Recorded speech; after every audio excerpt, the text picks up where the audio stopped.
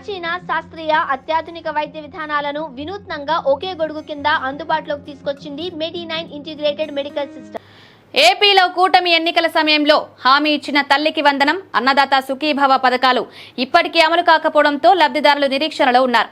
ఈ రెండు పథకాలపై రాష్ట్ర వ్యాప్తంగా చర్చ నడుస్తోంది.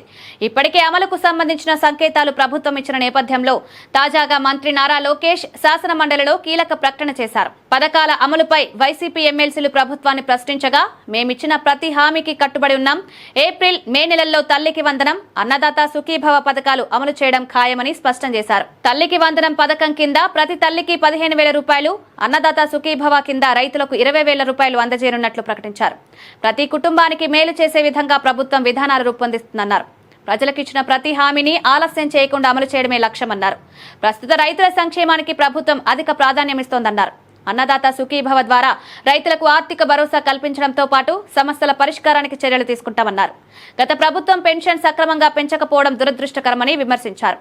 ఏడాదికి కేవలం 250 రూపాయలు పెంచిన పాలన నుంచి ప్రజలకిచ్చిన హామీలను నెరవేరుస్తామనే నమ్మకాన్ని ప్రజల్లో పెంచుతున్నామన్నారు. సంక్షేమ పథకాలను నిర్దిష్ట సమయానికి అమలు చేసి ప్రజలకు భరోసా కల్పించడమే తమ లక్ష్యమన్నారు. ఈ ఏడాది బడ్జెట్ అనంతరం కూటమి ప్రభుత్వం ఇచ్చిన హామీల అమలు ప్రారంభమవుతుందని సీఎం చంద్రబాబు ఇప్పటికే సంకేతాలిచ్చారు.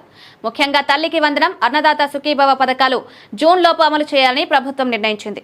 విద్యా సంవత్సరం ప్రారంభానికి ముందే తల్లికి వందనం పథకాన్ని లబ్ధిదారులకు అందించేందుకు స్పష్టమైన ఆదేశాలు జారీ చేస్తున్నట్లు సమాచారం. ఈ నేపథ్యంలో ఏప్రిల్, మే నెలల్లో ఈ రెండు పథకాలు అమలు చేయడం ఖాయమని నారా లోకేష్ చేసిన ప్రకటన లబ్ధిదారులు ఆశలు రేపుతోంది.